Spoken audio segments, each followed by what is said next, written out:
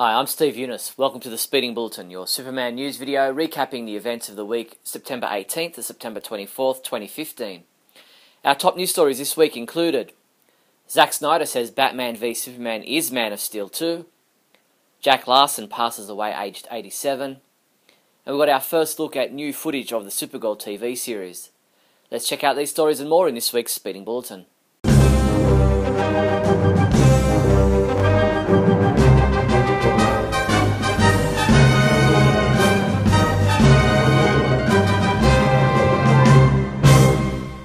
In movie news, in an interview with Jam Canoe, director Zack Snyder updated us on where the two-part Justice League movies are at and gives us his thoughts on whether we'll see a Man of Steel 2.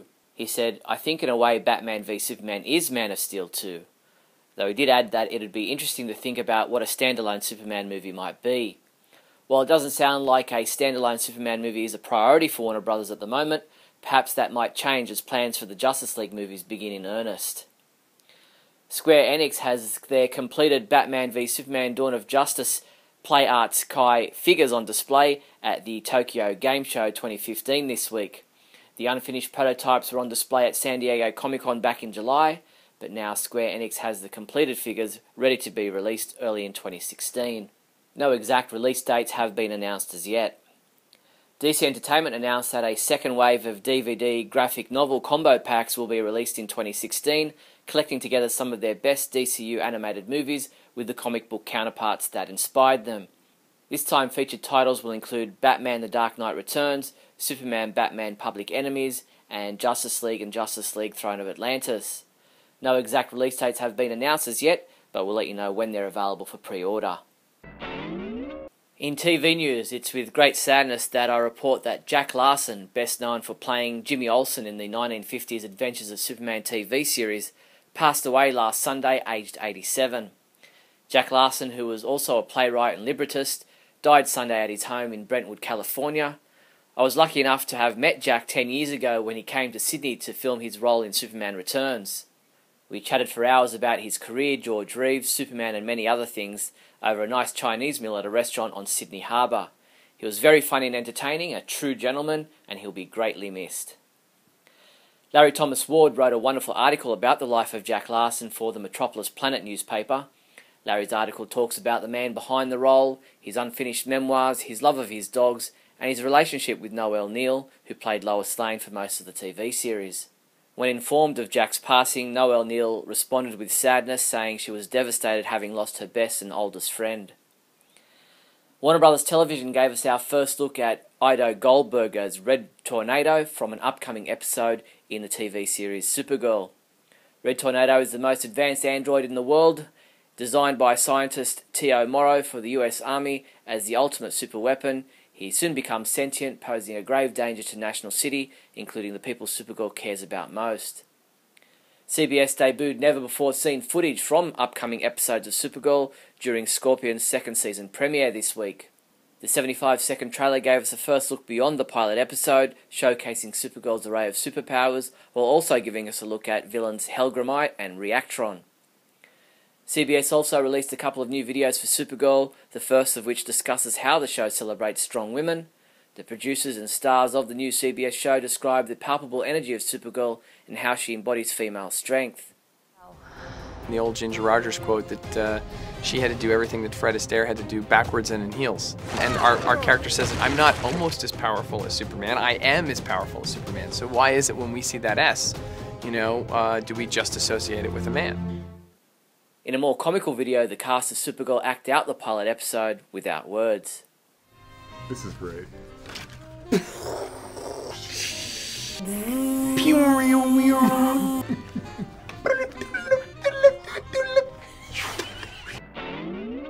Comic books we reviewed this week included Superman Wonder Woman number 21, which was reviewed by Michael Bailey, who said, "I'm not saying I think it's going to end well, but I will say that this is the one title that has me intrigued to see where everything is leading," and he rated this a 4 out of 5.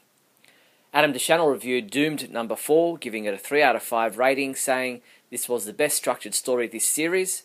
Injustice Year 4 Chapter 20 was reviewed by T.A. Hewitt, who gave it a 1 out of 5 rating.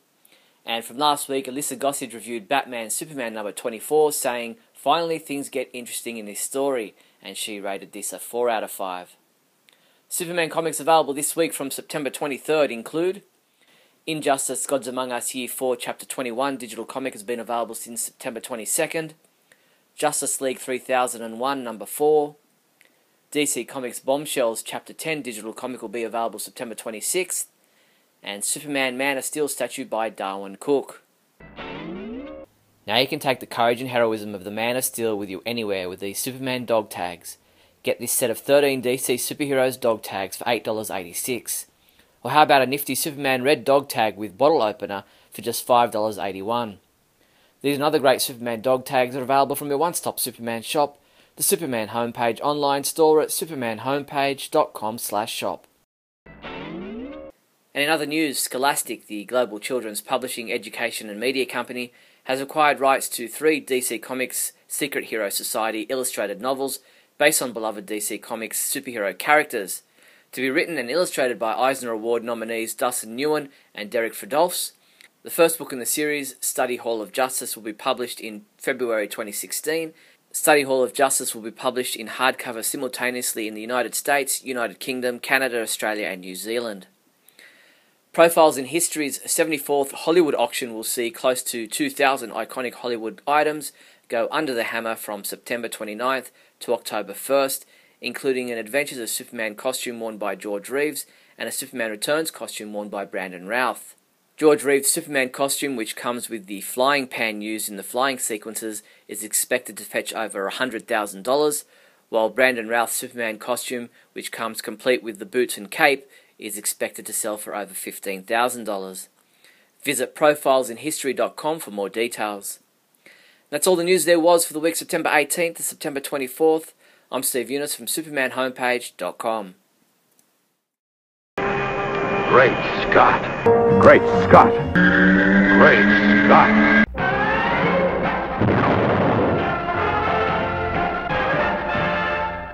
Hello everyone and welcome to another edition of Great Scott. I'm Scotty V.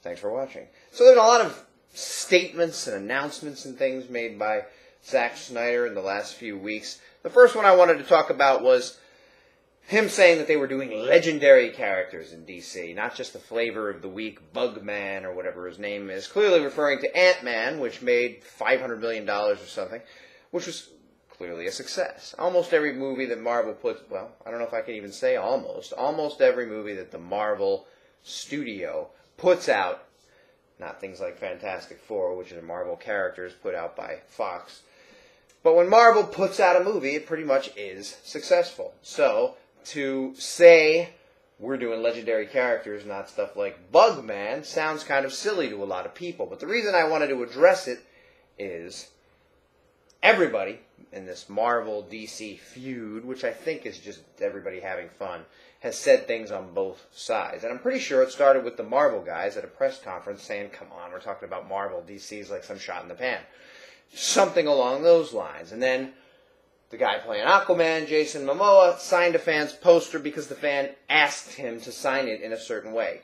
People have said, well, why didn't he just say no?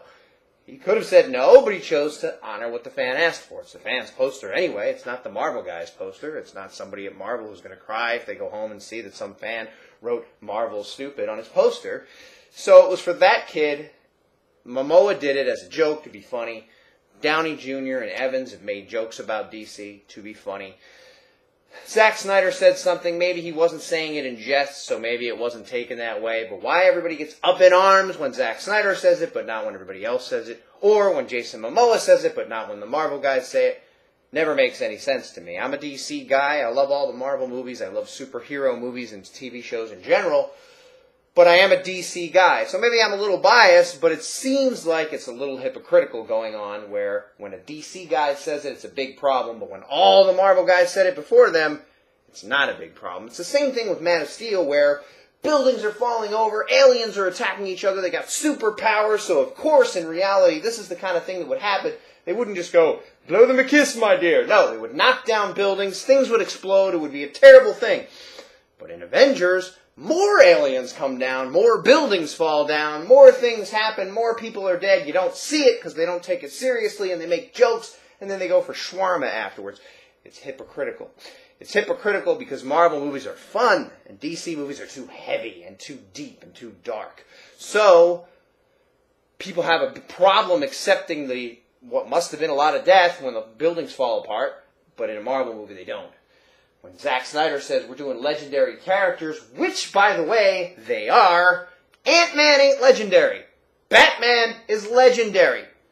Captain America is pretty legendary, but they're not talking about that now. He said Bugman.